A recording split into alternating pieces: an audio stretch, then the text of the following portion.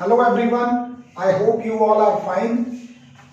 आज हम बात करने वाले हैं एक नए टॉपिक के बारे में which is related to the centre of mass of system of particles and rotational motion. Right, topic का नाम क्या है? Radius of gyration. What do we mean by radius of gyration? Suppose कीजिए कि आपके पास एक बॉडी है, राइट, एक rigid body, we have a rigid body, right. अब इस रिजिड बॉडी को आपको किसी एक्सिस के अबाउट रोटेट करना है, राइट, इस एक्सिस के अबाउट को। This is our axis of rotation, right.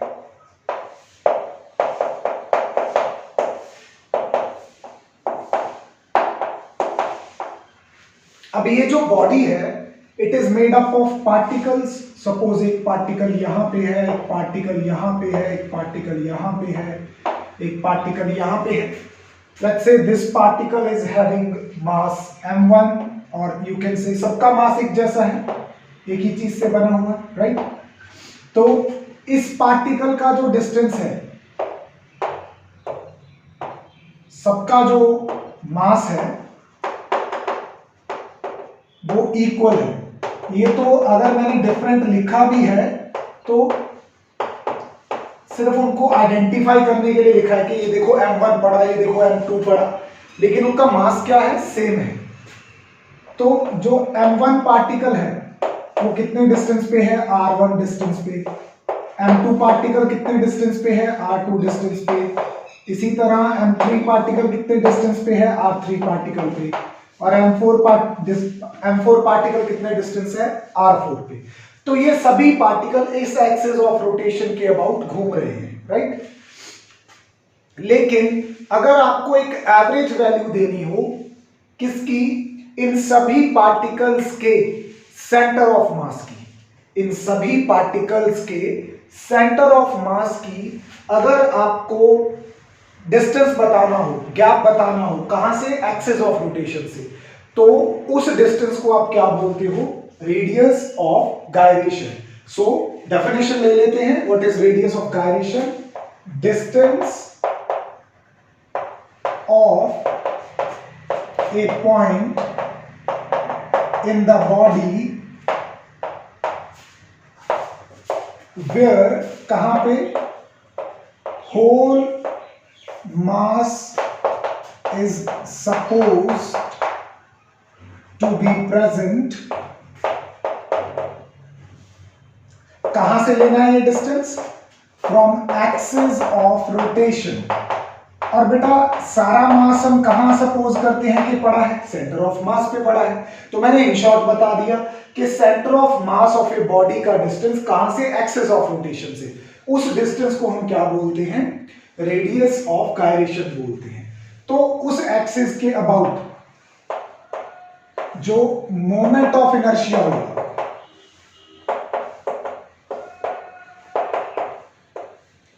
Moment of inertia for that point, वो जिस पॉइंट की आप यहां पे बात कर रहे थे, is equal to moment of inertia of whole body. अरे ये तो वैसे भी सच है। हम क्या मानते हैं?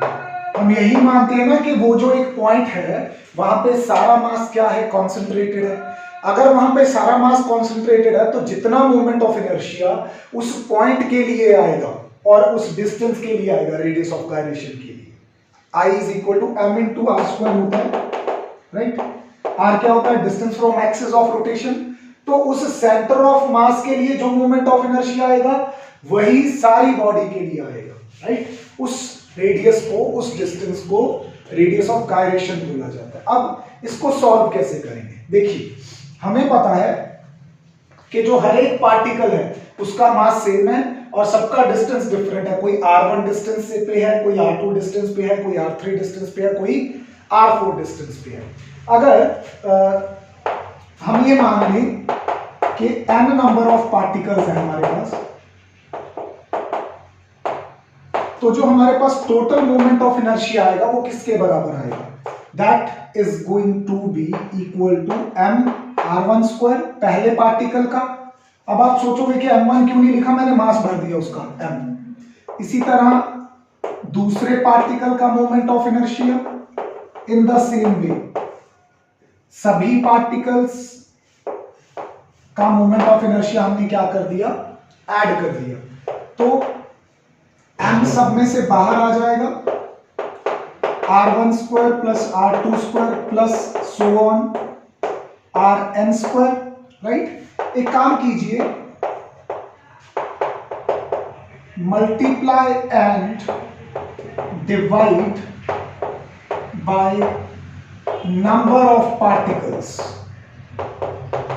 नंबर ऑफ पार्टिकल्स कितने हमारे पास, n, इस साइड पे, राइट हैंड साइड पे। तो क्या लिखेंगे हम यहां पे, m इंटू n, n से मल्टीप्लाई कर दिया, r1 square plus r2 square and so on rn square by n लिख दिया यहां पे। What is m into n? देखिए बेटा, m क्या था, mass of one particle, n क्या है, नंबर ऑफ पार्टिकल्स। तो अगर नंबर ऑफ पार्टिकल्स को एक पार्टिकल के मास से मल्टीप्लाई कर देंगे तो टोटल हमारे पास क्या आ जाएगा, टोटल मास m, राइट। और इसको ऐसे ही होल्ड कर लेते हैं।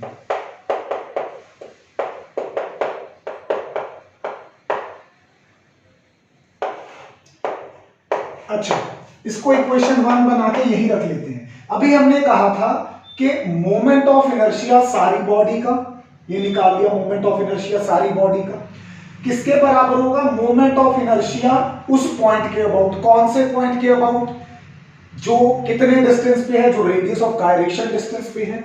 रेडियस ऑफ गायरेशन को डिनोट किससे करते हैं, k के साथ। तो उस पॉइंट के लिए मोमेंट ऑफ इनर्शिया कितना होगा,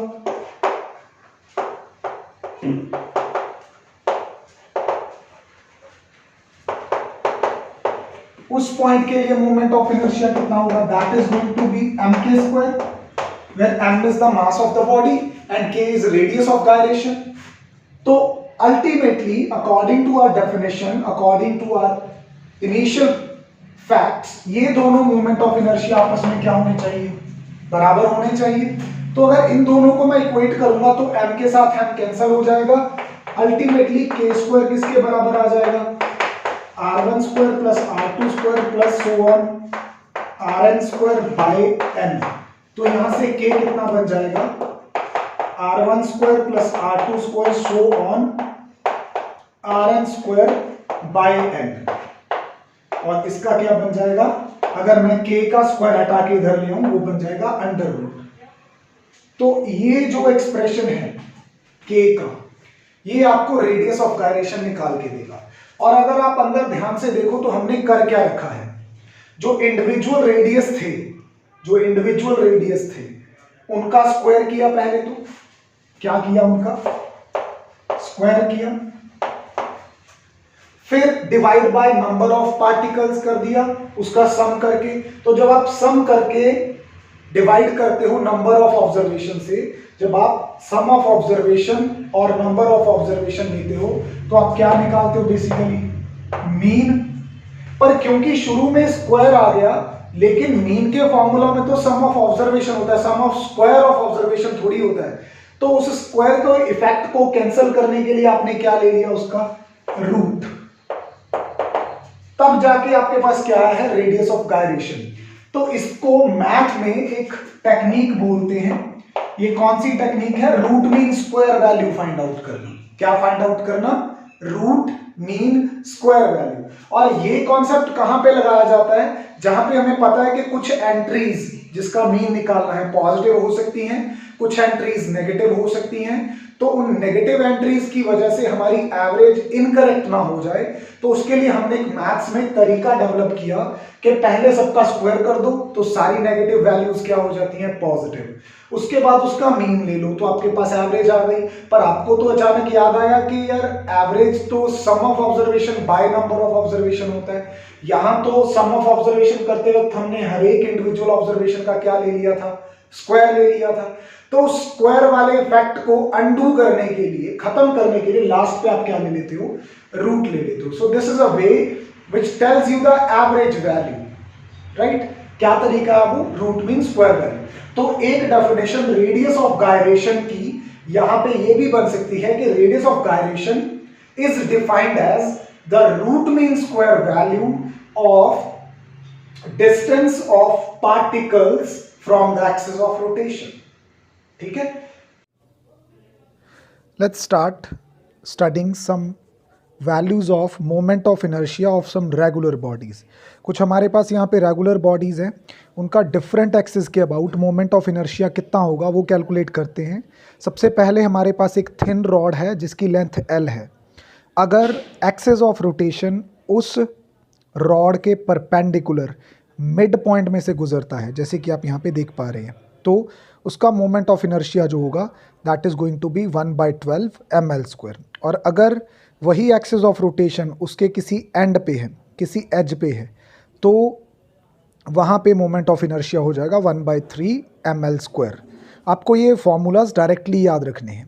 थर्ड आ जाता है, अगर हमारे पास कोई रेक्टेंगुलर लैमिना है जिसकी लेंथ L और ब्रेड्थ B है और एक्सिस ऑफ रोटेशन जो है वो उसके point of intersection of diagonals के बीच में से गुजरता है and perpendicular to the plane of lamina, तो वहाँ पे मोमेंट ऑफ इनर्शिया बनता है 1/12 m ब्रैकेट के अंदर L² plus B², right. Next case आ जाते हैं रिंग के। रिंग के हमारे पास 3 डिफरेंट केसेस हैं।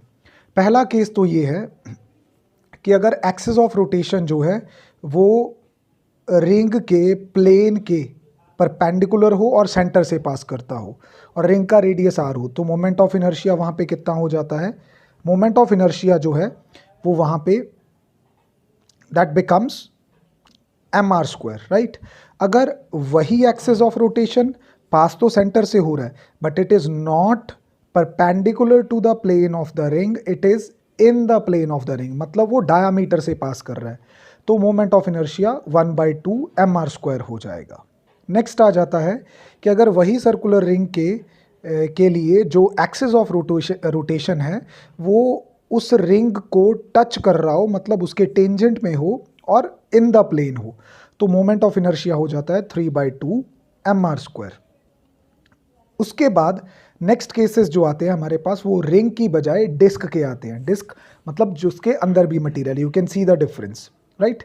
तो जो डिस्क है अगर उसकी बात की जाए तो पहला केस ये है कि एक्सिस ऑफ रोटेशन उसके प्लेन के परपेंडिकुलर है और सेंटर से पास कर रहा है, तो मोमेंट ऑफ इनर्शिया कितना होगा 1/2 mr²।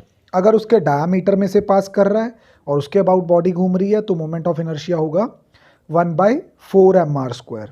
और अगर उसके प्लेन के टेंजेंट है, उसको टच कर रहा है एक पॉइंट पे उसके एज को और उसी प्लेन में पड़ा है, तो मोमेंट ऑफ इनर्शिया 5/4 mr² होगा। Next is the case of right circular cylinder. इस सिलेंडर के लिए 2 केसेस हैं हमारे पास, एक बार सॉलिड सिलेंडर है जैसे कि आप यहाँ पे देख पा रहे हैं और दूसरी तरफ हॉलो सिलेंडर है। तो जब सिलेंडर सॉलिड है उस केस में अगर एक्सिस उसका जो है वो सिमेट्री एक्सिस से कोइंसाइड करता है, मतलब वही एक्सिस तो एक्सिस ऑफ सिमेट्री है और वही उस सिलेंडर का एक्सिस है, ठीक है, रोटेशन का, तो मोमेंट ऑफ इनर्शिया 1/2 mr² होगा, राइट। अगर वो सिलेंडर हॉलो है तो सिंपली mr² होगा, right. Next lies the case of solid sphere. Solid sphere के 2 केसेस हैं, एक बार एक्सिस ऑफ रोटेशन जो है वो सेंटर से पास करे तो मोमेंट ऑफ इनर्शिया 2/5 mr² हो जाता है। This case is highly important क्योंकि अर्थ के ऊपर अप्लाई होता है ये फॉर्मूला। और अगर एक्सिस ऑफ रोटेशन टेंजेंट में हो उस स्फीयर के तो 7/5 mr² हो जाता है। Next is the case of hollow sphere and this is going to be the last. Hollow sphere मतलब जो अंदर से खोखला है, राइट। अगर हमारा एक्सिस ऑफ रोटेशन उसका सिमेट्री एक्सिस है, सिमेट्री एक्सिस माने सेंटर में से पास कर रहा है, राइट, तो उसका मोमेंट ऑफ इनर्शिया कितना होगा 2/3 mr², राइट। और अगर ये एक्सिस ऑफ रोटेशन उसकी सरफेस को कहीं से टच कर रहा है टेंजेंशियल है तो 5/3 mr² हो जाएगा। तो इस तरह से हमने देखा कि डिफरेंट बॉडीज़ के लिए अगर देखा जाए तो मोमेंट ऑफ इनर्शिया डिफरेंट होता है। इवन ये भी देखा कि सेम बॉडीज़ के लिए अगर axis of rotation different place पे हो तो भी मोमेंट ऑफ इनर्शिया डिफरेंट हो जाता है।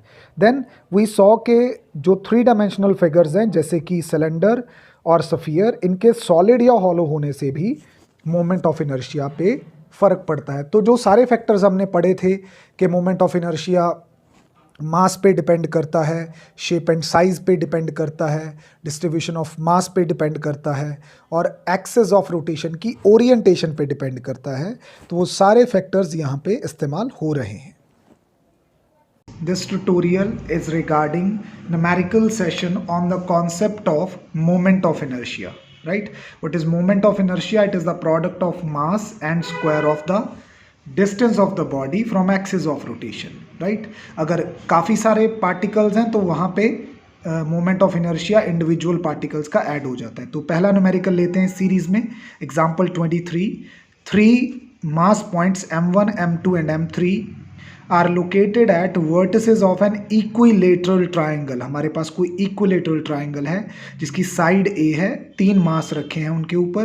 What is the moment of inertia of the system about an axis? Axis जानना इंपॉर्टेंट होता है, किसके एक्सिस के about. Along the altitude of the triangle. Altitude क्या होता है? जो पास करे किसी एक वर्टेक्स से और जो जो बेस होता है उसको 2 इक्वल भागों में बांट दे, राइट? और किसके थ्रू पास कर रहा है? m1 के थ्रू, राइट? तो यहाँ पे जैसे मैंने आपको बताया कि इस एक्सिस के अबाउट निकालना है आपको। इस एक्सिस के अबाउट 3 मास हैं, एक तो उसी एक्सिस पे पड़ा है, एक a/2 डिस्टेंस पे है, तीसरा भी a/2 डिस्टेंस पे है। तो टोटल मोमेंट ऑफ इनर्शिया होगा फर्स्ट पार्टिकल का moment of inertia that is m1r1 square, second particle का that is m2r2 square, third particle का m3r3 स्क्वायर, और इन सबको ऐड कर देंगे। क्योंकि m1 पार्टिकल तो एक्सिस ऑफ रोटेशन पे ही पड़ा है तो उसका डिस्टेंस तो एक्सिस ऑफ रोटेशन से 0 हो जाएगा। m2 पार्टिकल का डिस्टेंस कितना है? ये वाला, दैट इज a/2, और m3 का कितना है? This is also a/2। सब वैल्यूज सब्स्टिट्यूट करके जब ब्रैकेट्स ओपन करेंगे तो a²/4, ये फर्स्ट टर्म तो खत्म ही हो गई, सेकंड और थर्ड टर्म से a²/4 कॉमन आउट आ गया, m2 + m3 बच गया। This is the moment of inertia. अगली एग्जांपल पे चलते हैं, कुछ सिमिलर है, थोड़े से फर्क के साथ मिलेगी, बस एक्सिस ऑफ रोटेशन चेंज हो जाएगा। वहाँ पे 3 बॉल्स हैं, अगेन 1, 2 और 3 kg की, इक्विलेटरल ट्राइंगल पे पड़ी हैं। यहाँ पे साइड 1 मीटर है। मोमेंट ऑफ इनर्शिया निकालना है about an axis passing through the centroid. Centroid क्या होता है? जहाँ पे तीनों एल्टीट्यूड्स मीट करते हैं। एंड साथ में एक और बात बताई है, perpendicular to the plane of the triangle. बेटा ये ट्राइंगल कहाँ पे ड्रॉ की हुई है? किताब के प्लेन में, तो इसका परपेंडिकुलर कौन होगा? इस किताब के ऐसे अंदर जा रहा होगा परपेंडिकुलर इनवर्ड, या आपकी तरफ आ रहा होगा परपेंडिकुलर आउटवर्ड, दोनों में से कोई भी हो सकता है। तो ये अगर आप टॉप से देखेंगे तो ये एक्सिस ऑफ रोटेशन है इस तरह से, राइट? अगर ये इसके परपेंडिकुलर हो इस तरह से, जैसे मैं आपको कैप रख के दिखा सकता हूँ यहाँ पे, ये लीजिए, ये जो है this is the axis of rotation, right? तो इस एक्सिस ऑफ रोटेशन से फर्स्ट पार्टिकल, सेकेंड पार्टिकल और थर्ड पार्टिकल का मोमेंट ऑफ इनर्शिया निकालना है। मोमेंट ऑफ इनर्शिया निकालने के लिए आपको GA, GB और GC की ज़रूरत पड़ेगी। उसको आप किसी भी एक ट्राइंगल में पाइथागोरस लगा के निकाल सकते हैं। जैसे यहाँ पे क्या क्या लिया है? AD is equal to AB का स्क्वायर, AD का square is equal to AB का स्क्वायर प्लस BD का स्क्वायर। यहाँ से AD कैलकुलेट करनी है तो AB स्क्वायर में से BD स्क्वायर माइनस करेंगे, और फिर AD निकालनी है तो उसका अंडर रूट हो जाएगा। This comes out to be 0.75। अभी ये पूरी AD आई है, लेकिन आपको तो AG चाहिए। AG जो होती है वो पूरी AD का 2/3 होती है, तो वो कितना आ गया? 2/3 ऑफ रूट 0.75। चलिए इस चीज़ को यूज़ करते हुए, और ये भी बात पक्की है कि G से जितना दूर A है उतना ही दूर B है और उतना ही दूर C है। मोमेंट ऑफ इनर्शिया निकालते हैं। फर्स्ट पार्टिकल कितने मास का था? 1 किलोग्राम का। डिस्टेंस कितना था उसका? AG। सेकेंड पार्टिकल कितने मास का था 2 kg, डिस्टेंस कितना था bg। तीसरा पार्टिकल कितने मास का था 3 kg और इसका डिस्टेंस कितना था cg²। मास पुट किए। अब हमें पता है कि AG, BG और CG तीनों इक्वल हैं, तो अगर इक्वल हैं तो ये कॉमन आउट आ जाएगा, राइट।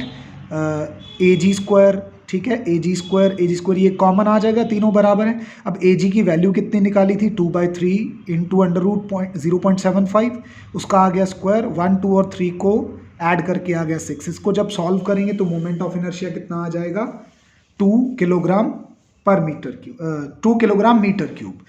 अगला, ये भी एक हमारे पास रेगुलर ज्योमेट्री का क्वेश्चन है, जिसमें हमारे पास एक स्क्वायर है, चारों साइड्स इक्वल 1 1 1 1 मीटर की। 4 पार्टिकल्स हैं, A पॉइंट पे 4 kg, B पॉइंट पे 2 kg, C पॉइंट पे 3 kg, D पॉइंट पे 5 kg। मोमेंट ऑफ इनर्शिया निकालना है किसके about an axis passing through the point of intersection. Point of intersection किसका, डायगोनल्स का, कौन सा है O।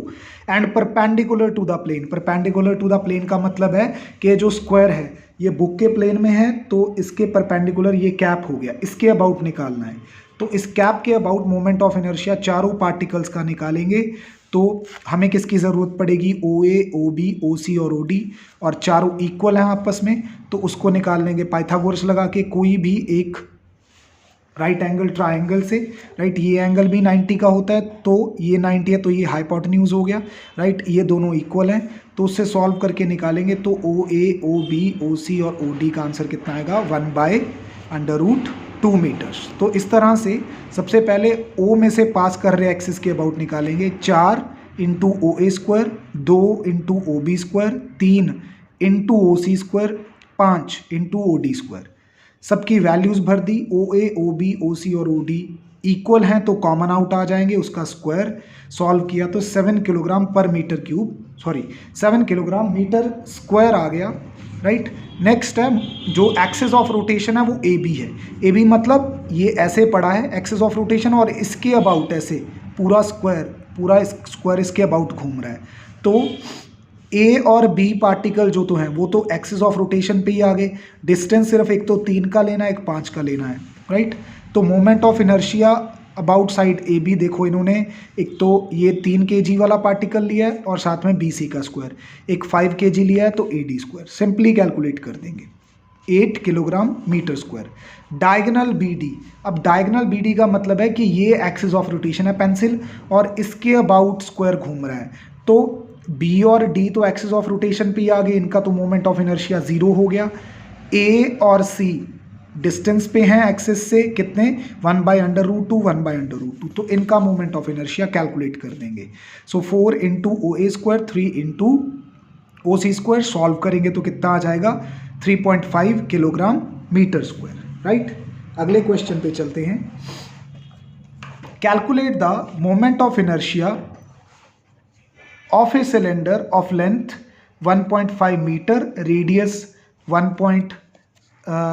0.05 मीटर, डेंसिटी बता रखी है, और किसके अबाउट निकालना है एक्सिस ऑफ सिलेंडर। यानी कि अगर ये सिलेंडर है, राइट, ये इस सिलेंडर का एक्सिस है, सिलेंडर इसी एक्सिस के अबाउट घूम रहा है, सिमेट्री एक्सिस के अबाउट, राइट।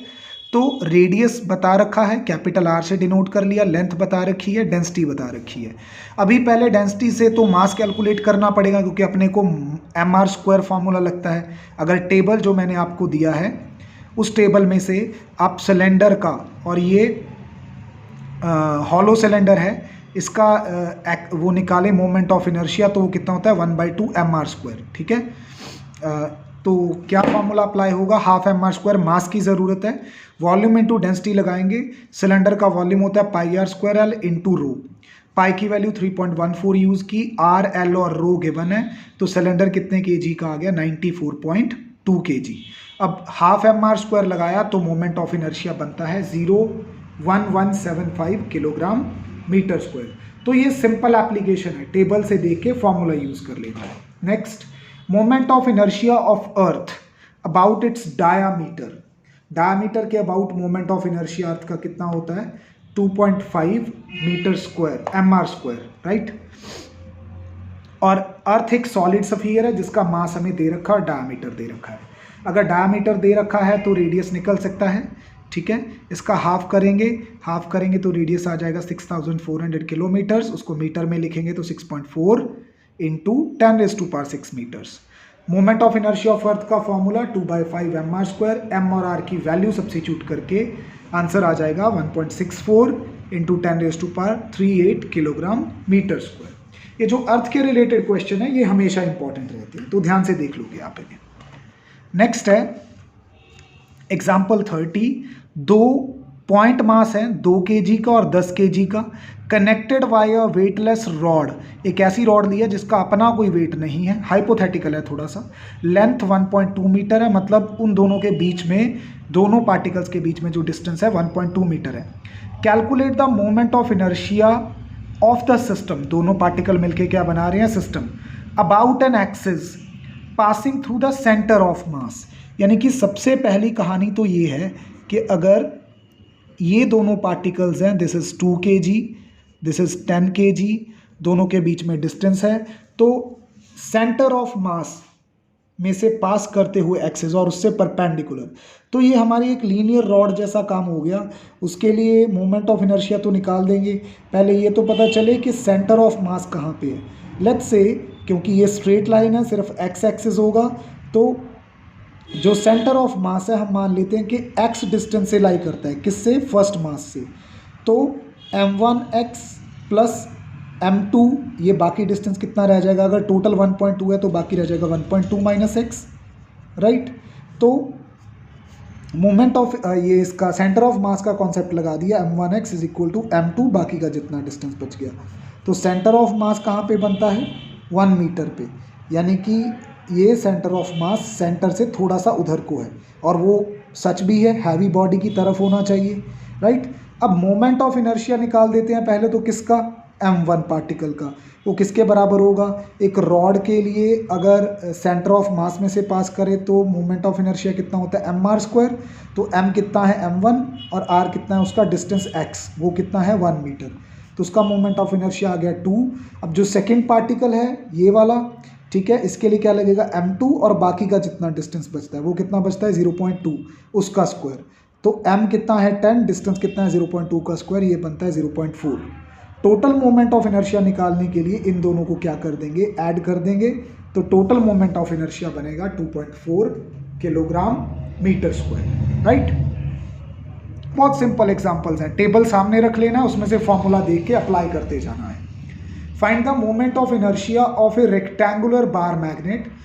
एक रेक्टेंगल है, about an axis passing through the centre and perpendicular and parallel to the thickness, ठीक है, उसके सेंटर में से पास कर रहा है और पैरेलल टू द थिकनेस है, मतलब ये इस पे कौन सा फॉर्मूला अप्लाई होगा, लेंथ और ब्रेड्थ दे रखी है उसकी, राइट। अब क्योंकि बार मैग्नेट है तो 3 डायमेंशनल ऑब्जेक्ट होगा, तो ये लगभग आप किसके जैसा मान सकते हो, लैमिना जैसा मान सकते हो, और थिकनेस के पैरेलल है, ये थिकनेस हो गई, ये इसके पैरेलल ये वाला एक्सिस ऑफ रोटेशन है, तो इसका मोमेंट ऑफ इनर्शिया होता है 1/12 ml² प्लस b²। सब वैल्यूज यहाँ पे सब्स्टिट्यूट कर दी, तो मोमेंट ऑफ इनर्शिया बनता है 1275 ग्राम सेंटीमीटर स्क्वायर, और यहाँ पे हमने सेंटीमीटर्स में ही सॉल्व किया है इसको, क्योंकि मास जो हमारे पास ग्राम्स में था, ओके, मास उसका 100 ग्राम दिया हुआ था। चलिए आगे चलते हैं, अगला न्यूमेरिकल इंपॉर्टेंट है कॉम्पिटिटिव पॉइंट ऑफ व्यू से। Calculate the ratio of radii of gyration of a circular ring और एंड ए डिस्क। एक रिंग है, एक डिस्क है, उनका सेम रेडियस है, एक्सिस पास कर रहा है उनके सेंटर से, और उनके प्लेन के क्या है, परपेंडिकुलर है। मान लेते हैं कि सर्कुलर रिंग का जो रेडियस ऑफ गायरेशन है k1 है और डिस्क का k2 है। तो moment of inertia of the ring का फॉर्मूला होता है mr², वो किसके बराबर रखेंगे, m² के, क्योंकि बाय डेफिनेशन हमने कहा है कि जो मोमेंट ऑफ इनर्शिया होता है वो चाहे तो बॉडी का निकाल लो सारी का, चाहे उस रेडियस ऑफ गायरेशन को लेके निकाल लो, इक्वल होने चाहिए। तो k1 बराबर आ जाता है r के, डिस्क का क्या होता है हाफ mr², और बराबर एम के टू स्क्वायर के, तो यहाँ से के टू आ गया 1/√2r, क्योंकि रेडियस तो हमें गिवन ही नहीं है। तो जब रेशो निकालेंगे तो k1 r के बराबर है, k2 r/√2 के बराबर है, √2 पलट के ऊपर चला जाएगा, r से r कैंसल, तो रेडियस ऑफ गायरेशन की रेशो क्या बन जाती है, √2:1। तो ऐसे questions competition point of view से बहुत इंपॉर्टेंट होते हैं। आगे बढ़ते हैं। नेक्स्ट है हमारे पास एनर्जी को लेके, kinetic energy of rotation of a circular disc जिसका मास 1 किलोग्राम है, रेडियस 0.2 है और वो डिस्क रोटेट कर रही है अबाउट एन एक्सिस जो कि उसके सेंटर से पास कर रहा है और उसके प्लेन के परपेंडिकुलर है। मतलब आप टेबल से देखोगे तो वहाँ से इसका मोमेंट ऑफ इनर्शिया आपको पता चल जाएगा कि कितना होता है, ½ mr² होता है। तो मास दे रखा है, रेडियस दे रखा है, ठीक है। मोमेंट आपको रोटेशनल काइनेटिक एनर्जी निकालनी है जो कि ½ I⍵² होती है, यानी कि पहले तो I और ओमेगा कैलकुलेट करने पड़ेंगे, ठीक है। जो डिस्क है वो 3/π रोटेशंस पर मिनट मूव कर रही है। RPM किसकी यूनिट होती है, फ्रीक्वेंसी की। तो सबसे पहले इसको RPS में कन्वर्ट करेंगे डिवाइड बाय 60 करके, वो आ गया 1/2π RPS, ठीक है। अब ओमेगा निकालना है तो क्या निकलेगा, क्या लगेगा फॉर्मूला, 2π न्यू की वैल्यू सब्स्टिट्यूट की, कितना आ गया ओमेगा, 1 रेडियन पर सेकेंड। इसी तरह से डिस्क का moment of inertia about an axis passing through the centre and perpendicular to the plane का फॉर्मूला होता है ½ mr²। मास गिवन है, रेडियस गिवन है, सब्स्टिट्यूट करेंगे तो मोमेंट ऑफ इनर्शिया आ जाएगा 0.02 किलोग्राम मीटर स्क्वायर। दोनों वैल्यूज को रोटेशनल काइनेटिक एनर्जी के एक्सप्रेशन में सब्स्टिट्यूट कर देंगे I⍵² में, तो रोटेशनल काइनेटिक एनर्जी कितनी आ जाएगी, 0.01 जूल। अगला क्वेश्चन बहुत इंपॉर्टेंट है, वन ऑफ द, आप ये कह सकते हो कि थोड़ा जो टफ लेवल पे चले जाते हैं जिनके बारे में सोचना पड़ता है। 484 जूल, 484 जूल की एनर्जी स्पेंड करके किसी फ्लाई व्हील की स्पीड को इंक्रीज किया गया है 60 RPM से 360 RPM। Find the moment of inertia. पहली बात तो RPMs गिवन है, RPM किसकी यूनिट होती है, फ्रीक्वेंसी की। तो ν1 और ν2 गिवन है, RPM में गिवन है, RPS में कन्वर्ट करना जरूरी है, तो डिवाइड बाय 60 करेंगे। फर्स्ट फ्रीक्वेंसी हो जाएगी 1 RPS, मतलब 1 सेकेंड में 1 रोटेशन होती है। सेकेंड फ्रीक्वेंसी हो जाएगी 6 RPS, यानी कि 1 सेकेंड में 6 बार घूमता है। ω1 और ω2 कॉरस्पॉन्डिंगली कैलकुलेट कर लेंगे, आपके सामने है। उसके बाद इनिशियल और फाइनल काइनेटिक एनर्जी निकाल लीजिए और उनको माइनस कर देते हैं, ठीक है। इनिशियली काइनेटिक एनर्जी कितनी थी, जब 1 RPS से घूम रहा था तो थी 2π² × I, मोमेंट ऑफ इनर्शिया नहीं पता है, निकालना है। सेकेंड केस में जब 360 हो गया तब कितनी हो गई, ½ I⍵2², पुट कर दिया तो 72π² I आ गया, पाई ऐसे ही बचा लिए।